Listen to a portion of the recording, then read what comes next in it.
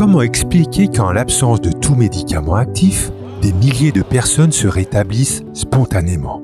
Comment expliquer qu'en Inde, par exemple, des fakirs plongent leurs mains dans des paniers remplis de serpents mortels sans se faire mordre, ou que d'autres puissent marcher sur des braises ardentes sans se brûler? Tous sont des exemples de placebo efficaces. Voyons ensemble ce qu'on appelle communément le placebo. Prenons un exemple simple. Vous êtes malade, vous prenez de l'aspirine et la fièvre baisse. Ce scénario se reproduit quasiment à tous les coups. Au fil des années, votre esprit a associé, à votre insu, la prise de l'aspirine à une baisse de la fièvre. Si votre aspirine est remplacée par un placebo, par exemple une simple pilule d'eau salée, vous connaîtrez très probablement les mêmes effets. Plus vous croyez en une cause, et plus vous avez des chances de voir les effets annoncés se produire. C'est ce qu'on appelle l'effet placebo. Aujourd'hui, l'efficacité des placebos n'est plus à démontrer, mais le problème est que personne ne connaît vraiment leurs effets, car ils dépendent quasiment exclusivement de la psychologie de chacun et plus précisément de sa suggestibilité, c'est-à-dire la capacité à communiquer avec son subconscient. Je m'explique. Votre subconscient est beaucoup plus puissant que vous le pensez. Ne le sous-estimez pas. Par exemple, c'est lui qui régule avec minutie le battement de votre cœur, votre température corporelle. C'est lui aussi qui gère la tâche complexe de votre digestion, etc. Le subconscient est des centaines de fois plus compétent que le conscient et a accès à des ressources insoupçonnées. Une suggestion acceptée par le subconscient devient très souvent réalité. Tout changement en profondeur sur le plan physique, émotionnel ou mental a besoin de son aide pour réussir et perdurer.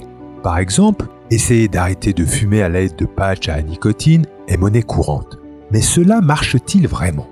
Eh bien, si votre conscient y croit, mais pas votre subconscient, cela ne fonctionnera probablement pas.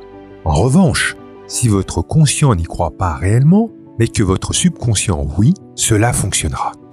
Les effets placebo dépendent totalement de l'acceptation de la suggestion par votre subconscient. Donc, pour de vrais résultats, voyons comment communiquer efficacement avec son subconscient. Si vous souhaitez des résultats, le secret pour communiquer avec votre subconscient est de provoquer un tsunami émotionnel en donnant naissance aux suggestions nécessaires. Une étude a montré que des femmes de ménage qui travaillaient toute la journée pouvaient améliorer notablement leur forme physique sans modifier leur routine. Il leur suffisait de se rendre compte qu'elles faisaient du sport toute la journée. La simple suggestion « vous faites du sport » plutôt que « vous faites du ménage » a suffi à provoquer des changements physiques spectaculaires chez ces femmes. Changez vos pensées afin de créer des suggestions adaptées. Plus vos pensées seront chargées émotionnellement, et plus votre subconscient les acceptera. Aussi, la particularité de notre cerveau est qu'il ne fait pas la différence entre une vraie expérience et une expérience inventée, imaginaire. Une expérience même imaginée est bénéfique et les connexions neuronales se renforcent au fur et à mesure qu'une pensée se répète. C'est un peu bête, mais vous pouvez faire croire à votre cerveau n'importe quoi. Une expérience de l'université de Harvard consistait à demander à des personnes âgées de croire et d'agir pendant plusieurs jours comme si elles avaient 20 ans de moins. Les effets physiques et biologiques ont été impressionnants. Tous ont connu une amélioration significative de leur état de santé. Voilà pourquoi dans les disciplines olympiques, la visualisation est si importante. C'est en répétant mentalement l'exercice, comme sur un parcours de golf ou en imaginant soulever des haltères plus lourdes, que vous permettez au cerveau de progresser.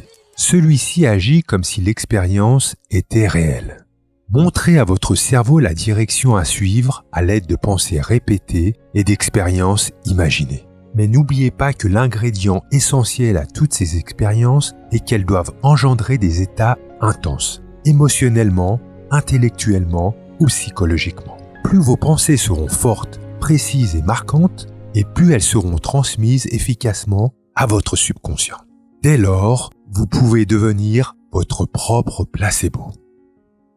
Si cette vidéo vous a plu, merci de nous laisser un like et n'hésitez pas à vous abonner si les vidéos sur le développement personnel vous intéressent.